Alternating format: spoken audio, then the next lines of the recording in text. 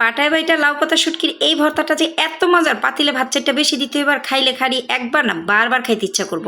তো যাই হোক 3টা শুটকি নিয়ে নিছি আর এইখানে দিয়ে দিছি পাতাগুলো একটু ভাপে লবণ দিয়ে। তো এই একটু ভাপ দিয়ে নিলে না পাতাগুলো, তাহলে ভাজতে গেলে পাতাগুলো পুড়ে যায় না, আর পাতাগুলো মানে ভাজতে গেলে সুন্দর হয়, যেহেতু এটা ভাপেই হবে। তো শুটকি 3টা নিয়ে নিছি, এখানে একটু মাছের ডিম নিয়েছি, ডিম ঝোড়া করব। আর ওইখানে 3টা শুটকি এই কারণে খাবো শুধু আমরা জামাইবো 2জন, বাচ্চারা যেহেতু এটা খায় না। আর এখানে হচ্ছে প্রথমে বসাই দিছি লাউ শাক ভাজি। এই লাউ শাকগুলো সকাল থেকে কাটাকুটা শুরু করছি, পাতাগুলো একটু ছোট ছোট ছিল, অনেকগুলো লাউ শাক ছিল, কাটতে অনেক সময় লাগছে। তো সকালবেলা আজকে নাস্তার ঝামেলাটা একটু কম করে শাক যেদিন আনি সেদিন কিন্তু অনেক দেরি হয়ে যায় রান্না বাড়ায়। আর এইসব রান্না বাড়াগুলো করতে গেলে কিন্তু অনেক অনেক ঝামেলা, কারণ যেরকম পেঁয়াজ রসুন কাটা লাগে, তারপরে রান্নায় অনেক সময় দিতে হয়। এগুলো একদম মনের মাধুরী মিশিয়ে শুটকি ভর্তাটা আজকে করবো। তো রসুন আর ওইখানে পেঁয়াজ গোটা গোটা করে সেগুলো দিয়ে দিলাম টালতে। আর এখানে দেখেন ওই যে ভাপে দেওয়া পাতাটা ডবল করে নিয়েছি, ডবল করে নিয়ে তারপরে শুটকিটা এটার মধ্যে সুন্দর করে মুলাইয়া দিতেছি, আস্তে আস্তে করে একটা একটা শুটকি এটার মধ্যে মুলাইয়া দিতেছি।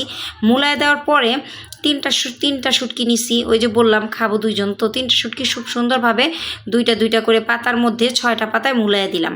আর ওদিকে তো রসুন পেঁয়াজ টালতে নিছি, ওইটা তো টালা হয়ে গেলে তখন এই পাতাটা ওই কড়ের মধ্যে দিয়ে দিব। দেখেন কত সুন্দর লালচে করে টেলে নিচ্ছি।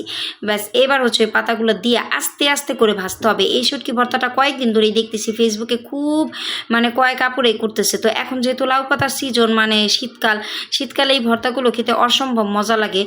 আর গরম ভাতে তো আরও কোনো কথাই নেই, এটার কোনো তুলনাই হয় না। তো যাই হোক এখন উল্টায় পাল্টায় ঘুরায় ঘাড়াইয়া এরপরে একটুখানি ঢাকনা দিয়ে ঢাইকা তারপর ওটা হচ্ছে আস্তে আস্তে কতক্ষণ হবে।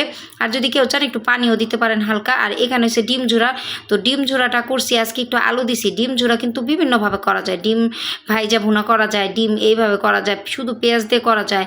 তো যাই হোক আজকে একটু এইভাবে করলাম। এইভাবে করলে হয় কি একদম এটা ভাজা ভাজা করবার, আলুগুলো কিন্তু একদম দেখা যাবে না, অনেক মজার হয়। ফাইনালি ডিম ঝোড়ার ভিডিওটা আজকে পুরাটা দিলাম না, অনেক বড় হয়ে যাবে। তো যাই হোক এখানে হচ্ছে আবার পাটায় বেটে সব কিছু ভাজাভাজি শেষ, এবার আসলাম পাটায় বাটতে।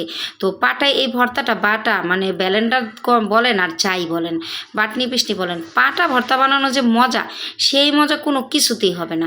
তো যাই হোক ভর্তাটা ফাইনালি হয়ে গেছে, এখন এটার মধ্যে দিয়ে দিব একটু সরিষার তেল। সরিষার তেল না দিলে ভর্তার মজা হয় না। আর সরিষার তেল দেওয়ার পরে আপনারা চাইলে একটু পেঁয়াজ কুচি কুচি করে কেটে দিতে পারেন, তো আমি আর পেঁয়াজ দেই নেই। তো এইটা ভর্তাটা হয়ে গেল। এরপরে আমি আমার হাজব্যান্ড আবার বাসায় আসছে, বললাম কয়েকটা ভাত নিয়ে আসো, পাটায় ভাত না খেলে ভর্তার কোনো মজাই থাকে না। তো যাই হোক তারপরে পাটায় কয়টা গরম গরম একদম আমি হাত দিয়ে ধরতে পারতেছিলাম না, ভাতটা এত গরম ছিল। তারপরে পাটায় ভাত মাখাইলাম। তো আমার জামাইরও একনালা দিলাম, জামাইও বললো আমার দাও, ছেলে বললো দাও, মানে পাটায় ভাত মাখাইলে সবাই তখন চায়, এত মজার হয় হ্যাপি। তো আজকের ভিডিওটা এই পর্যন্ত, ভালো থাকবেন সবাই, আসসালামু আলাইকুম।